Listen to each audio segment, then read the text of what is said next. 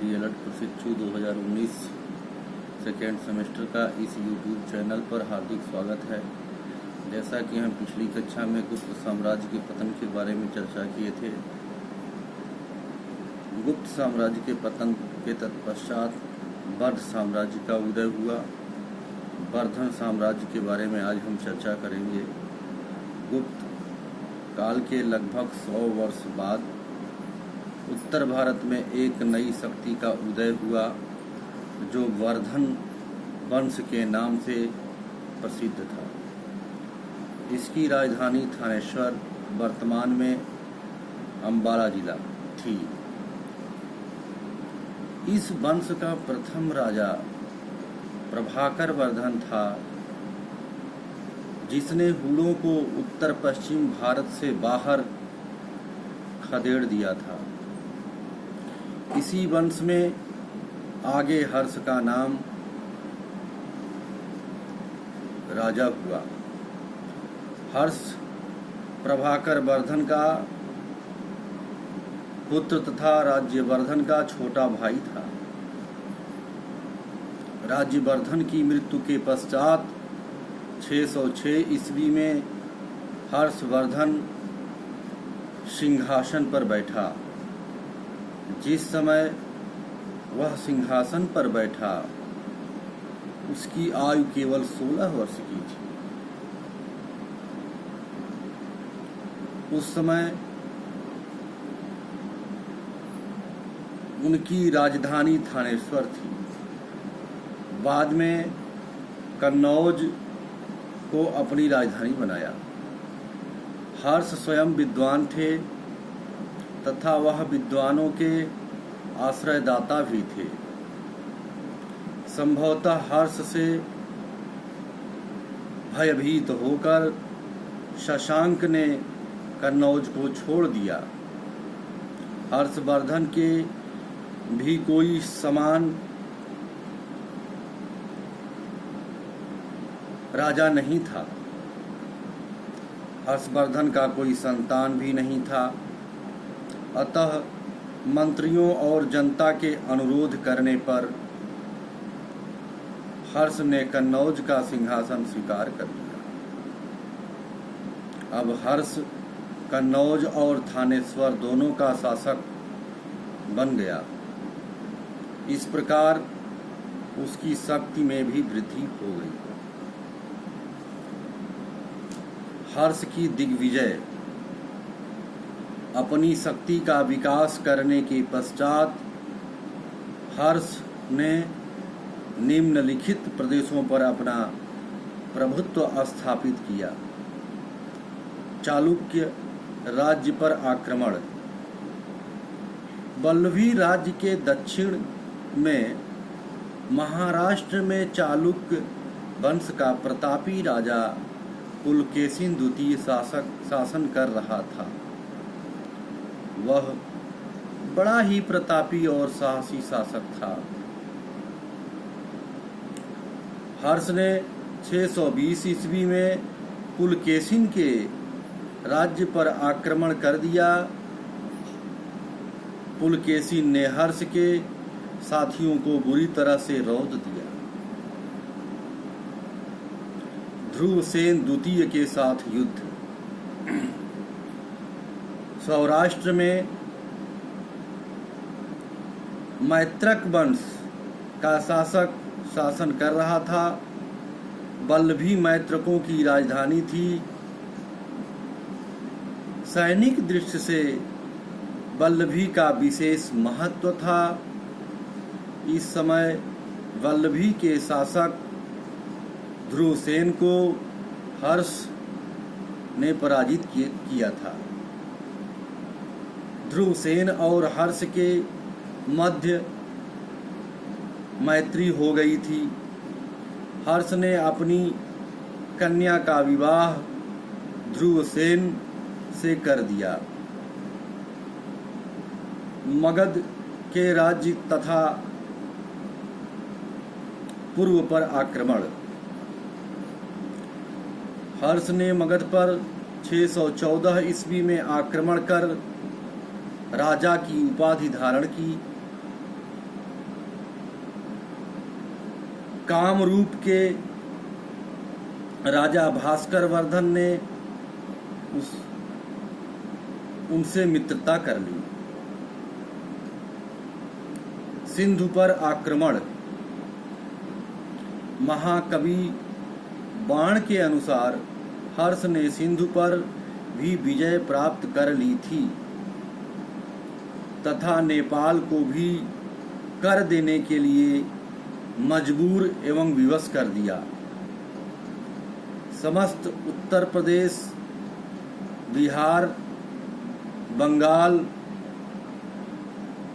का अधिकतर भाग, पंजाब, राजपूताना तथा मध्य प्रांत और पश्चिमी भारत उसके अधीन था। 647 ईस्वी में हर्ष का निधन हो गया। इस प्रकार उसने 40 वर्षों तक शासन किया। उसकी मृत्यु के पश्चात केंद्रीय शासन सत्ता छिन्न भिन्न हो गई और उत्तर तथा दक्षिण भारत में छोटे छोटे राजवंशों का उदय एवं स्थापना हुआ। हर्ष का शासन प्रबंध। हर्ष के शासन की व्यवस्था राजतंत्रात्मक थी, अतः शासन की समस्त शक्ति उसी में निहित थी। यह जाहिर सी बात है, जहाँ की शासन व्यवस्था राजतंत्रात्मक होगी वहाँ की संपूर्ण शक्ति का केंद्र बिंदु केवल राजा ही होगा, अर्थात राजा में ही वहाँ की शक्ति निहित थी। शांति काल में हर्ष लोक कल्याणकारी कार्यों में लगा रहता था। प्रजा की दशा को जानने के लिए समय समय पर यात्राओं का आयोजन भी करता था। इस यात्रा के समय वह दुराचारी को दंड तथा सदाचारी लोगों को पुरस्कार भी दिया करता था। हर्ष न्याय विभाग का सर्वोच्च अधिकारी भी था। उसके काल में दंड व्यवस्था अत्यंत ही कठोर थी। गंभीर अपराधों पर अंग भंग कर दिया जाता था। राजद्रोही को आजन्म कारावास मिलता था। हर्ष शासन की इकाइयां बहुत कुछ गुप्त साम्राज्य प्रणाली के समान ही थी।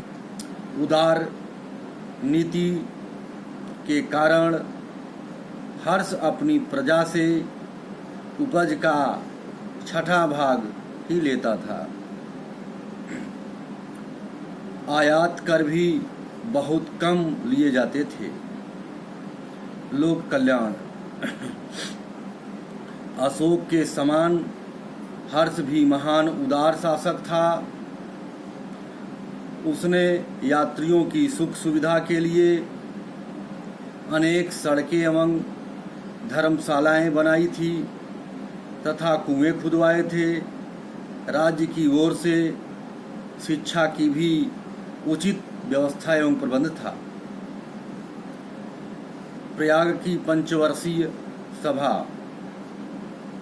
हर 5वें वर्ष में हर्ष प्रयाग में एक सभा का आयोजन करता था। एक सभा के समय वेनसांग भी उपस्थित था। इस सभा में अनेक विद्वान उपस्थित होते थे। हर्ष बारी बारी से सूर्य, शिव और भगवान बुद्ध की मूर्तियों की पूजा करता था। इस अवसर पर हर्ष दान भी उदारता के साथ देता था। जिसमें 5 वर्ष का संचित खजाना प्रायः खाली हो जाता था। हर्ष को एक महान सम्राट कहा जाता है। इसके पीछे तमाम कारण है कि हर्ष को महान सम्राट क्यों कहा जाता है। हर्ष को महान सम्राट कहने के लिए निम्न आधार है। महान योद्धा। हर्ष एक महान साहसी योद्धा था। उसने थानेश्वर के छोटे से राज्य को एक विशाल साम्राज्य में परिवर्तित कर दिया था। उसने खोई हुई एकता को पुनः प्राप्त कर लिया। महान विद्यानुरागी। हर्ष महान साहित्यकार था। नागानंद, रत्नावली और प्रियदर्शिका नामक 3 ग्रंथों की रचना उसके द्वारा ही हुई थी। वह साहित्यकारों का आश्रयदाता भी था। हर्ष चरित्र और कादंबरी के लेखक बाणभट्ट उसके दरबार में प्रमुख साहित्यकार थे। नालंदा विश्वविद्यालय को उसने 160 गांवों की आय का दान भी दे दिया था। महान शासक। हर्ष एक महान शासक भी था। वह अपनी प्रजा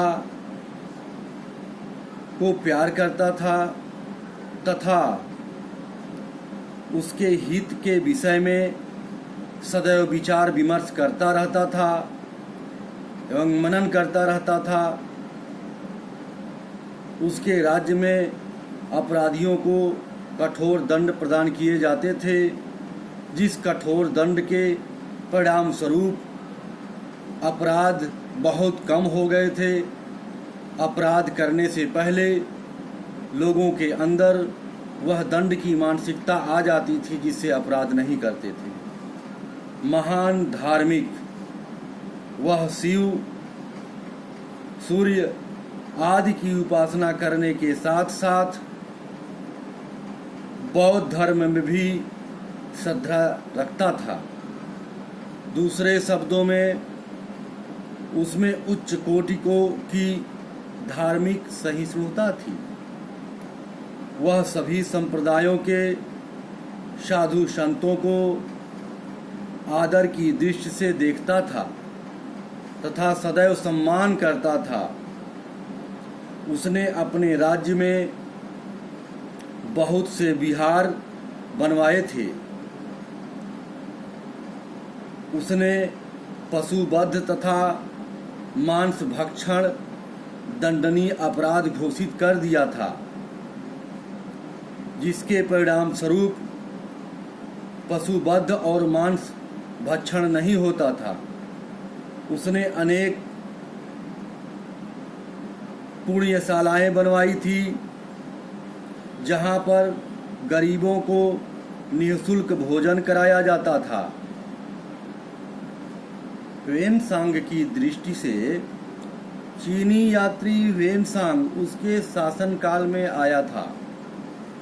हर्षवर्धन के शासनकाल में चीनी यात्री ह्वेनसांग का आगमन हुआ था। ह्वेनसांग 15 वर्षों तक भारत में रहा।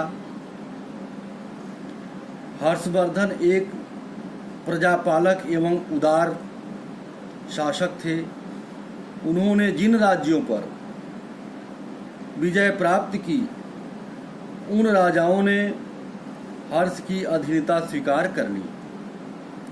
हर्षवर्धन ने अपने संपूर्ण साम्राज्य की व्यवस्था के लिए उसे भुक्तियों, प्रांतों, विषयों, जिलों तथा ग्रामों में विभाजित किया था।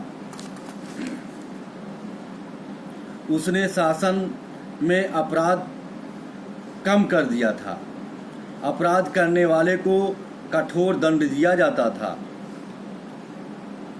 हर्ष का बौद्ध धर्म से लगाव था।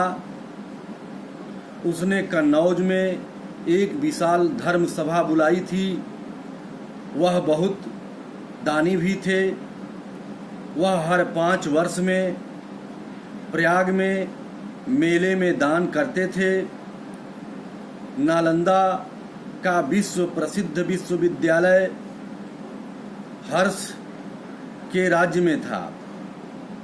यहाँ धर्म के अतिरिक्त व्याकरण, तर्क, चिकित्सा, विज्ञान, शिल्प और उद्योग को भी शिक्षा दी जाती उद्योगों की भी शिक्षा दी जाती थी। धार्मिक सद्भाव था। लोगों के विचारों में मतभेद नहीं था। 647 ईस्वी में हर्ष की मृत्यु हो गई। आज तक यहीं, अगले लेक्चर में। धन्यवाद।